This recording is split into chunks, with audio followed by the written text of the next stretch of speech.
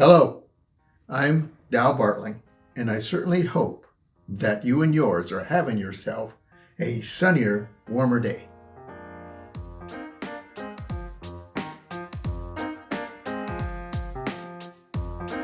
Today, I'm going to plant a little seed of story, and hope it grows into something meaningful to you. We're going to talk about trees. Yes, trees. Yep, trees. Big ones, leafy ones, stubborn ones, and sometimes fruit-giving ones.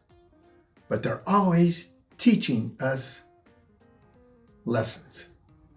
Trees. And hey, before I get going too far, here's the weekly abuelo joke. Abuelo in Spanish means grandfather. Why do trees hate riddles? Because they always get stumped. All right, let's jump right on this one here. I've always been mesmerized by trees. Maybe it's in my blood. Perhaps it's in my roots. After all, I was born in Panama. And one of the proposed meanings of the word Panama comes from a tribe. Now, there are 7 original tribes in Panama. One of these tribes they attribute this to. The word is Comoruco. Comoruco. Now, Comoruco is a tree, a majestic tree. And it's a tree that in English we would say the tree of Panama. Imagine a tree so significant that it might have lent its name to an entire nation. These Comoruco trees can stretch over 100 feet tall, kind of like nature's skyscraper, but without the elevator. So maybe, just maybe, my love for trees came with the territory. It was bred in me. It was in my nature. It started with my roots, my original name. My original name, Don Luis Martinez, second son to Lillian Martinez, from the province of Cherokee, from the village of Horconcito, Panama. Now, growing up, I was a climber. Weeping willows with their graceful, trailing branches, sturdy, and then the expansive old maple trees. Those tall, slender elm trees reaching towards the sky. The big-hearted, majestic box elders standing proud. And then there were the givers, the apple trees with their sweet bounty, and the mulberry trees staining our fingers all purple. If it had branches, I saw it as an invitation. And you know what? With all that climbing, knock on wood, I never broke a bone. Now, I fell off a lot of trees, mind you, and got a lot of scrapes and things. And when I would go home, my father would say, well, it's just a long way from your heart. So I just guessed gravity was kind of kind to me. That love for trees stayed with me. My wife LaDonna, son Justin, and I kind of had a little tradition. Every time we moved to a new home, and we moved around, one of the first priorities that we did was we planted a tree. A living reminder that we're putting down roots. Interesting when we moved to the Black Hills, we didn't need to plant anything. We were blessed with 2 acres of pine trees, and they surrounded us like old friends. Now, we had to say goodbye to some. They had come down with those pesky pine beetles. But others, I was determined to protect, even when the neighbors kindly suggested we cut some down for a better view. I was having a good view right there of the trees. I said, nope, I like my trees right where they are. Now, one in particular, I swear, had a story. It had a distinctive bend in its trunk. Now think of a pine tree. Very straight, right? This pine tree went up to maybe my waist high, and then it went lateral. Yes, it did. It went lateral, and then it went up. Yes. That distinctive bend in the trunk. It was pointing somewhere. It was pointing directly west.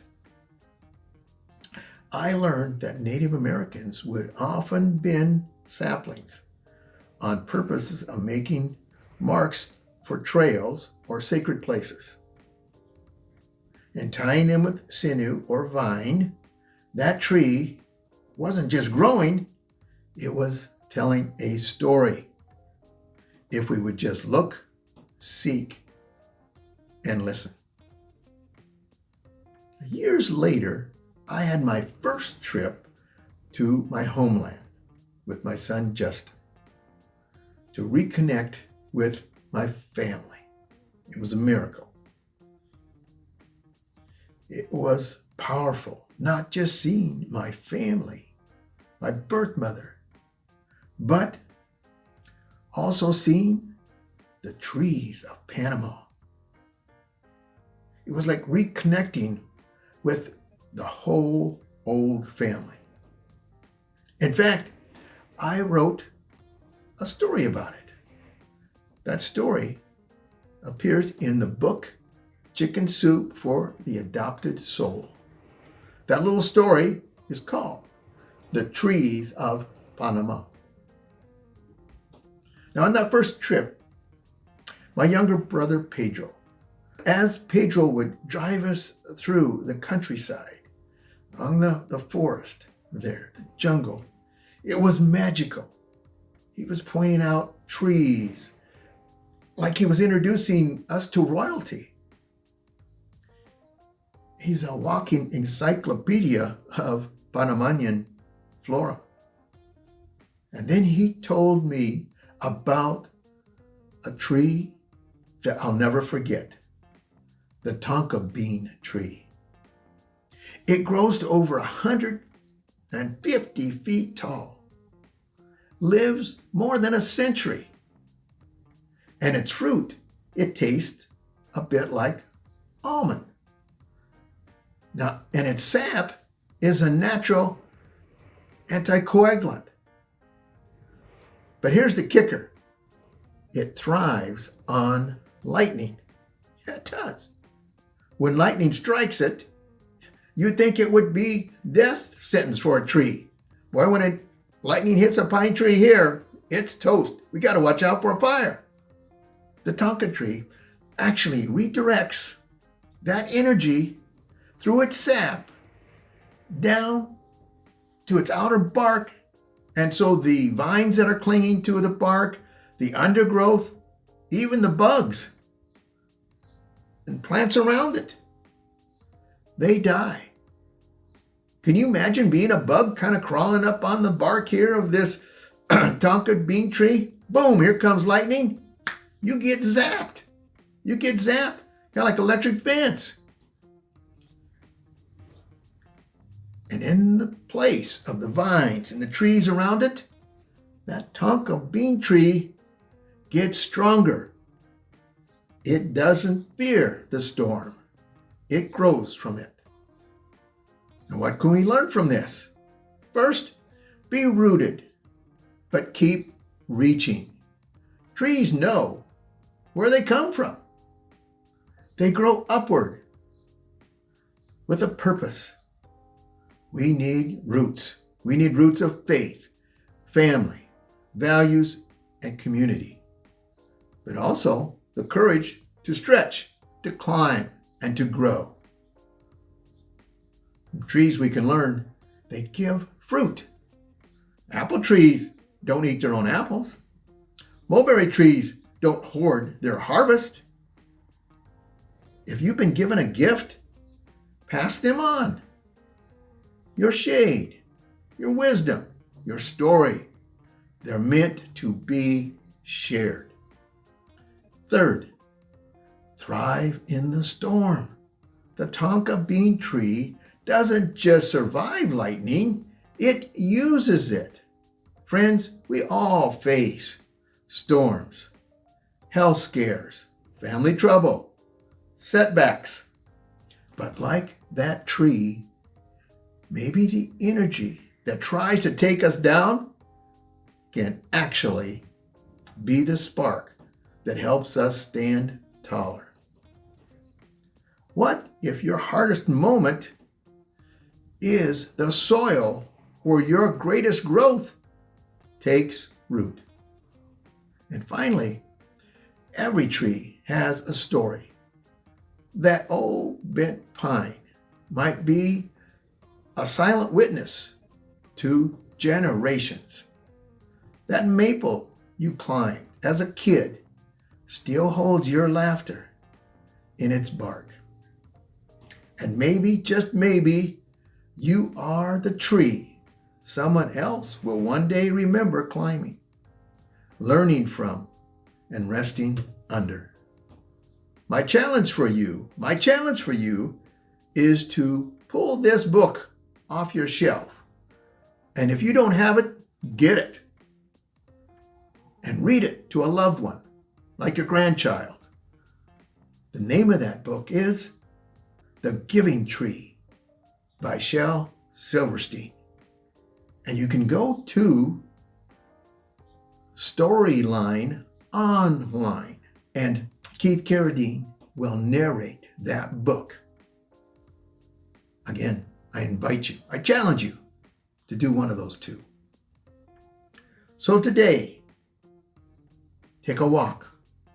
Look at the trees around you. Listen to their quiet wisdom. And if you're facing a storm, remember, it just might be preparing you for deeper roots and stronger branches.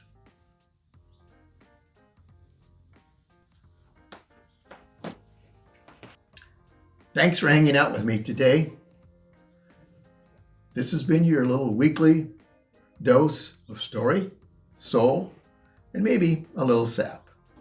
And hey, next time you're tempted to cut someone down, maybe ask yourself if they're just pointing towards a trail you don't yet see. Till next time, keep growing, keep giving, and keep looking up. And remember this, I'm rooting for you. Yes, I am, because we're in this together. And blessed are they who ease the pain of misfortune, for they shall be called insurance agents. You take care.